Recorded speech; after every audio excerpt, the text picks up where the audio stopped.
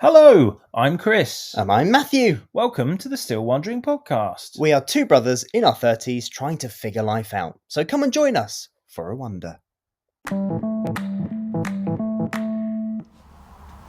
Hello, and welcome to episode 23 of the Still Wondering podcast. It's exciting, isn't it? 23. We're smashing it. I know. It's really good fun. Good. So I thought this week we'd talk about our trip to see a magic show. It was billed as Europe's biggest illusion show called Dream and Fly. Yep.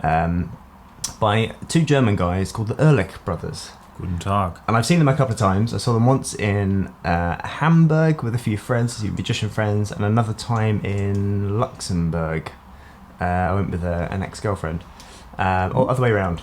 Luxembourg was with the friends. Doesn't matter, does it? I've seen them twice. Oh God, I'm getting so old. You said, was it Monday or Tuesday? Was it Luxembourg? Or was it Hamburg? I don't remember. Oh, shoot me, bro. That's what happens. Oh dear, sorry listeners, I'm turning old. This is not good, is it? Jeez, I'll start giving people directions soon and telling what road I came in on. Who lives at number 58? Yeah, just. Right. So yeah, we saw the show. And it's the first time you'd seen like a big magic show. It was. The last magic show I went to was Paul Daniels at the Haverhill Arts Centre. There we go, which is about 15 years ago. Yes, you were a child, and that was the first time we both met Paul Daniels. Yeah. Which was great. It was a great show from what I can remember. It was a long time ago. But yeah, let's just say this one was a bit different. Yeah. Wembley Arena. It was Wembley Arena. I'm just going to close the windows. Carry on. Yeah, Wembley Arena. I think 7 or maybe even 8,000 people there.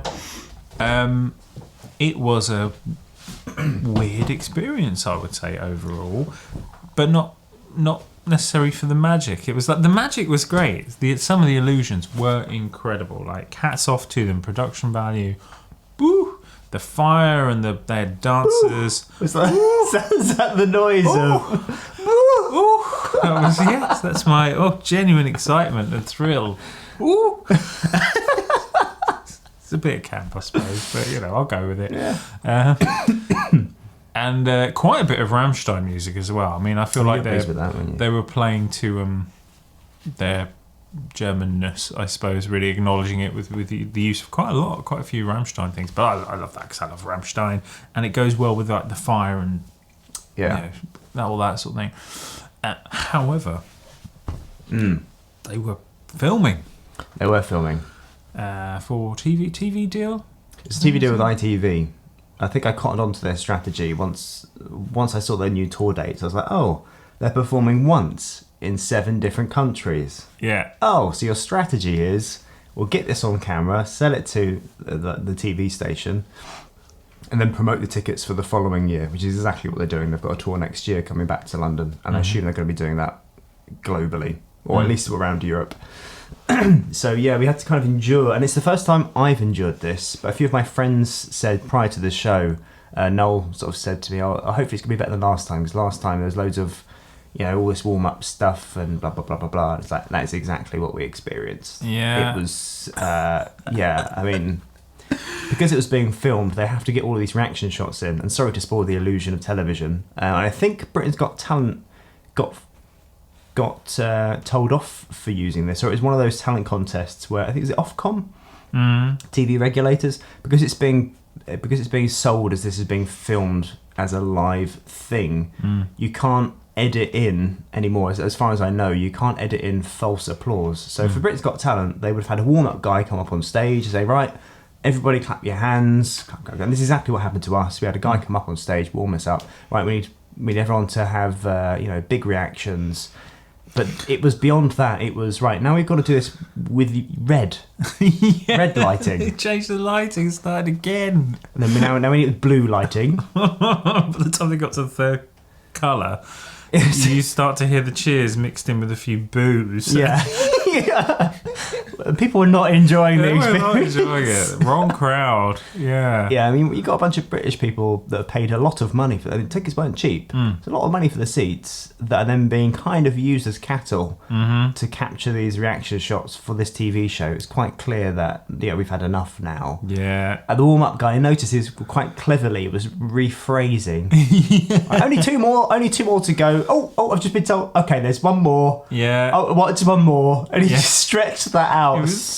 He was within an inch of his life, I think. Trying to keep us placated as the crowd slowly turned against him. They were going to turn. And I think a friend of mine, Lee Warren, he was there. There's many magicians there that night. Loads of familiar faces. But he wrote a really great review, which I think hit the nail on the head. Yeah. It was. We felt a bit abused as an audience for getting all these bloody reaction shots. It was stupid requests, like a sad applause. Yeah. Like what? I think got me was we kind of did applauses and then like a sad applause. Like you've seen something sad, but then you clap it.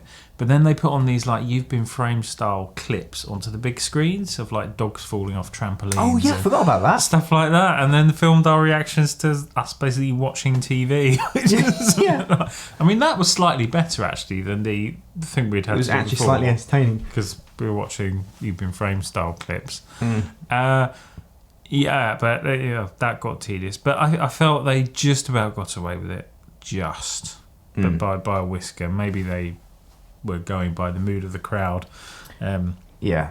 And then the actual show started shortly after. And that was another good thing. There wasn't a long delay.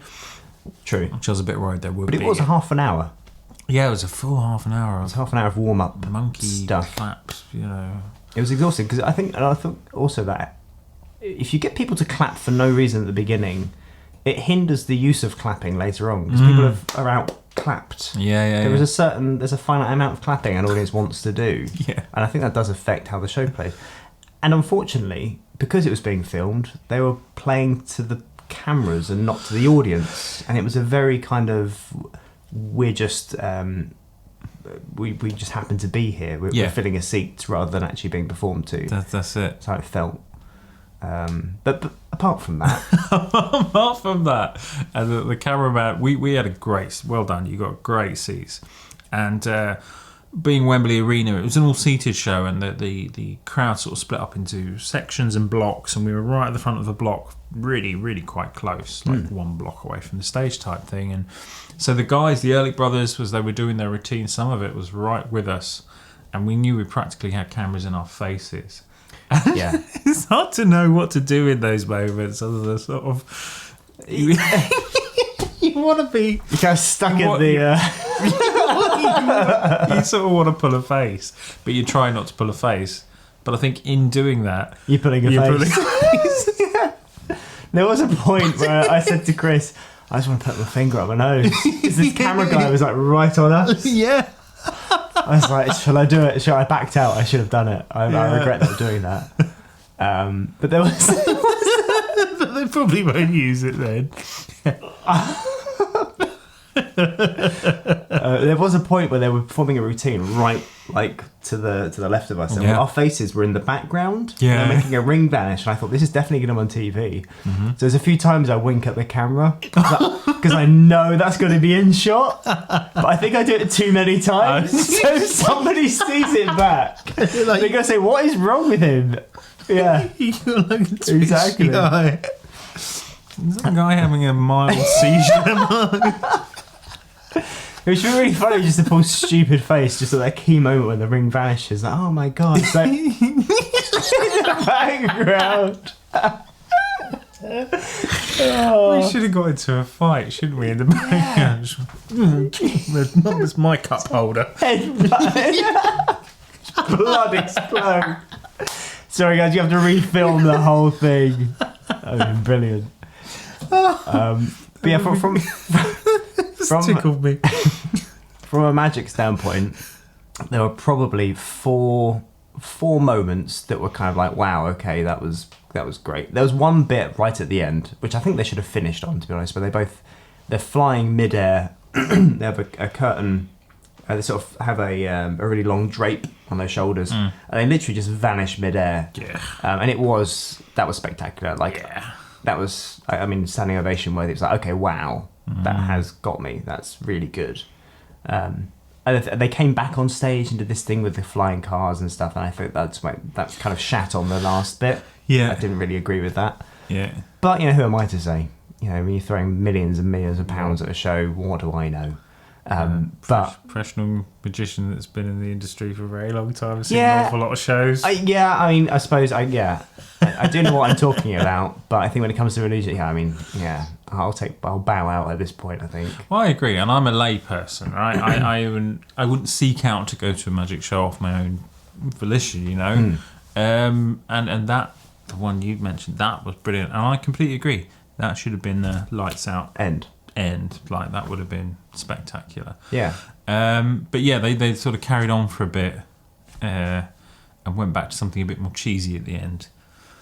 Yeah, and it's kind of drawn out. Yeah, that's right. It's like, okay, now everything's flying, but we've already seen a lot of stuff flying, so I don't. Yeah. Even though the show is called Dream and Fly, there's a limit to the amount of flying you can do. Yeah. It's like I'm going to take it back. I think they did do the wrong. I think it was the wrong decision. I think you've empowered me by reminding me of how much I do know.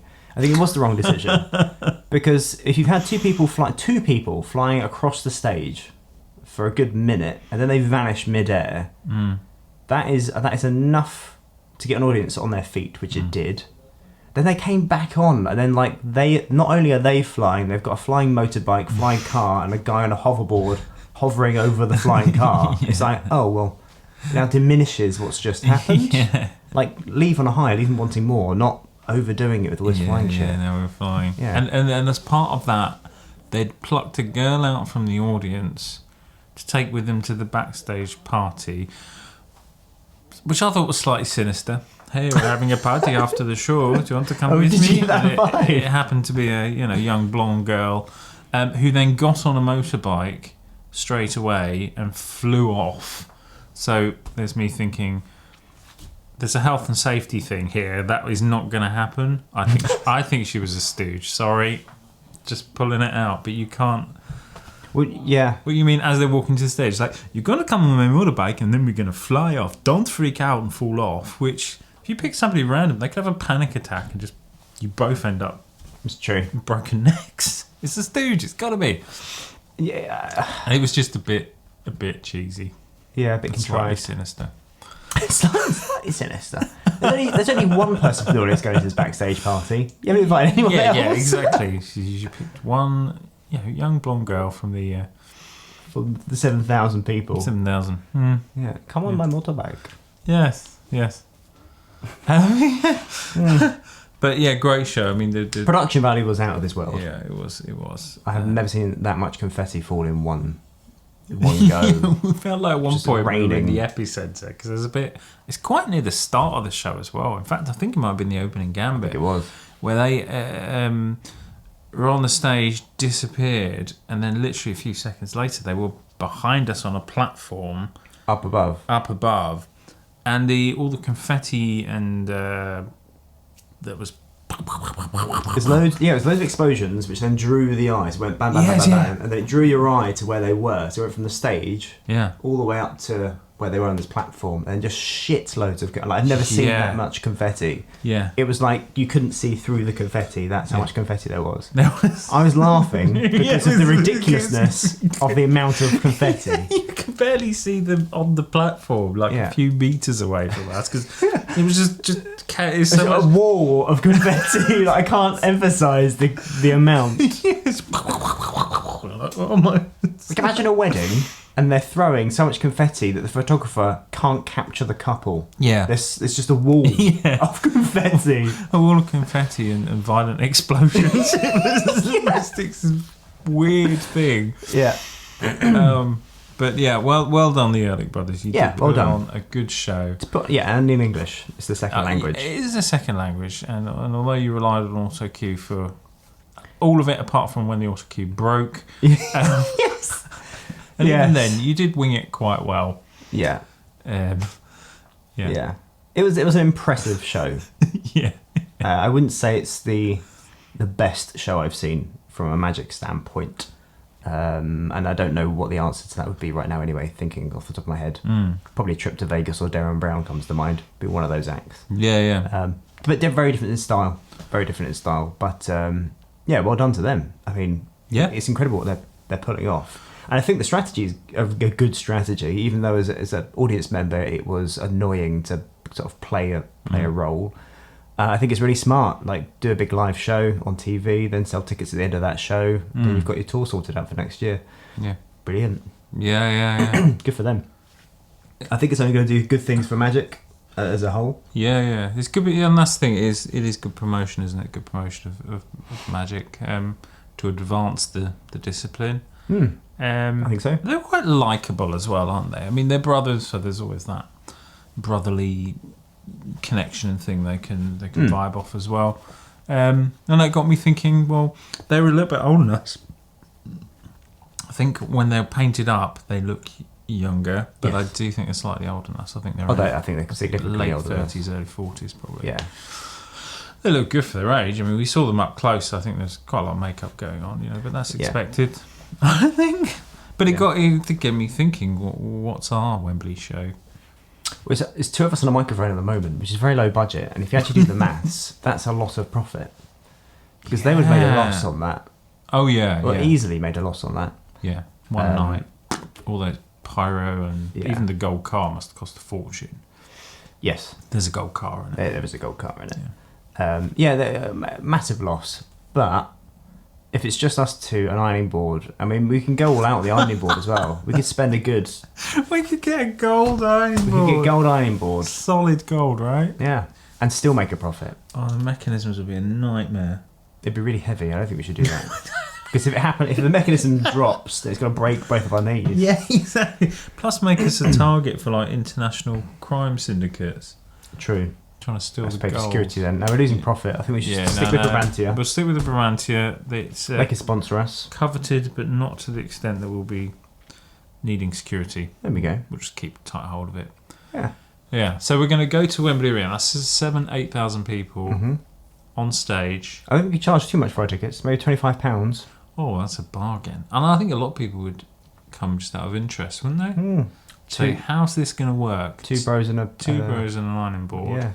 So you can imagine that now. It's like 8,000 people. And it goes right up here, right up there. There's a lot of expectation there. There is. I'm feeling it. I'm putting myself in that position. I am feeling it. And it feels like I want to be funny. Yeah. I don't know if I'm funny enough. It feels like we need to really amp it up. Yeah. Hi guys. Welcome to the Still Wondering podcast. Hey. And I remember this one time. This is really shit anecdote. I remember this one time I bought a burger from Burger King and they gave me the wrong change. You had to have been there. Yes, it's very hard. That's difficult. One thing I like about this format is I can genuinely just concentrate on the conversation. Yeah. Because the camera's over there, right? But it's small and discreet, and I forget it. I forget this thing's here. Like, it's this fluffy thing. It's become so. That's the microphone, just for the podcast. The fluffy thing in the middle is. It's not my outfit. But yeah, to have an expectant 8,000 people there, it's a lot of pressure. It'd be terrifying. Yeah. I just don't think I could have a normal conversation, or at least it would take a very long time to get used to it. So you'd have to reframe it as a piece of theatre. Yes. I think if you reframed it as we're acting, even though we kind of are acting, but not. We're in this place where we're talking to each other. Yeah. Then we've got the fourth wall. Whereas I think if you're like for a magic show, you have to open that fourth wall and interact with the audience. Yes. That feels like a lot of pressure. And like being a stand-up comic, there's no fourth wall. You've got to. Yes, interact. Absolutely. Entertain us. We'd have to pitch it as, this is pretty much it. We're going to go on stage. Don't expect anything. It's not a show as such. It's just watching us do this in the flesh. Which, for an audience, would be incredibly exciting, I would imagine. Like, oh my God. No cameras, though. No. And we could do it for a laugh. So when we say something, there's some massive overreaction. Oh yeah, we could really belly laughing. Yes. My burger anecdote. Oh my God, this is so intensely funny. You just get like the most ridiculous reactions. Yeah. Get the sad clapping after saying something really like mundane. Yeah. Like, my plant died the other day. Oh. It's very sad. Yeah. It'd be really funny to cut that together, wouldn't it? It would be so really bizarre. funny. Maybe we should do that for a laugh one day. Just sit down, just cut out a load of audience reaction shots from random stuff and splice it into our podcast. Yes, that would be really funny. That would be. Yeah. Just put a laughter and applause track to one of our podcasts. like we are in Wembley Arena. Like find sound bites. Yeah, like proper 7,000 big people. Crowd. Yeah. Yeah, we should do that. That would be so much fun. Would you like to see that? Yeah, if you'd like to see that, if we get more than 5 people request that on the email, we'll do it. That's our limit, 5. Yeah. Because we've only had 1 email and we're on episode. I'm saying that the email's been broken for the last 6 months. True, but the comments haven't been disabled. That's fair. You know what I mean? No, they're fully functioning. For some reason, the like button hasn't been working very well. The views is broken as well. Because clearly, the likes, the we've been going viral. All broken. Actually, quite big in North Korea right now. Yes. They've choked the internet apart from this show. Yeah. This is their acceptable thing to watch. Yeah. Because you wouldn't want to watch it anyway. There is nothing threatening about this podcast. Yeah. That's actually inspired me to write a bit of theatre with you. Us two on stage talking. Oh yeah. With an ironing board, and as a piece of theatre though, not as kind of a chitty chatty. Oh thing. Yeah, you could kind of try and weave something. Be kind of interesting together as a piece of theatre. Yeah. Something based around the podcast, but the story is it's around the podcast kind of thing. Yeah, it's about 2 brothers who decide to take up a podcast, but we're also going through. Like maybe it's just the way we talk to each other and like. I don't know. Each story develops some kind of backstory that's there's interwoven, some sort of tension, and then. But it is just us 2 on an ironing board. Like a Talking Heads, but with an ironing board. Yeah. Yeah. I think it'd be interesting. I don't know. Maybe. Put it on the Arts Theatre. That sounds like a creative output. I recently actually. How long have we got? So we have a plan. 21. Okay. So that's part of the plan. That is part of the plan. We can play around with it. See if it's worth doing something. Yeah. Doing the plan. Oh, you're referring to the. Yeah. Oh, great! We made a plan. Yeah, we made a plan. Now we have to do the plan. Yes. Doings. 5-minute break. 15-minute break. Hour break. Forget the plan. There we go. Oh, there we go. Blimey. Sorry about that. It's time to do the plan, apparently. It's your wake-up call. It's a horrible alarm. That's a horrible alarm. But it gets your attention. It does. Yeah. It does. If that wakes you up in the middle of your sleep cycle, though, it is the horrible... Oh, man. No, I've got like gentle acoustic guitars that wake me up. Oh, nice. Ding, ding, ding, ding, ding, ding. I'm like, time for another day. Whereas I'm just like, there's too many things to do. You wake up in a state of chaos. Sorry? You wake up in a state of chaos every morning. State of chaos. Just unfinished plans everywhere in my brain. Yes, that's what it feels like. Yeah, that's right. Unfinished plans. Unfinished plans. Yeah. Oh dear. Well. Oh, bless you. Yeah. That was it. It was a good show. In all, and I would recommend going to see it if you're. I'm saying that without much enthusiasm. For a magic show, if you've never seen a magic show before and you want a family night out, and I'm sure they're going to be playing to the audience on the night, they won't do all the silly warm-up stuff. Then go check it out. They have got tickets for sale for next year. It's the Ehrlich Brothers Dream and Fly. Yes. And if they do air it on TV, then look in the background because I will be there along with Chris, putting faces and doing stuff in the background. I so hope we're in it. Yeah, so do I. Moment of fame. We'll definitely post it on this because it's us, so we're allowed to use it, right? Just a little clip. Yeah. Us looking gormless in the back. Yeah. Trying not to make panicked faces. Well, if you have any comments or questions, then do email us in. That's q@stillwondering. That's wondering with an A. q@stillwondering.com. Any questions or queries or comments, we'll read them all and we'll say our 2 cents on what those things are. Good stuff, Chris. Yeah. I'll see you next time. In a bit. Bye-bye.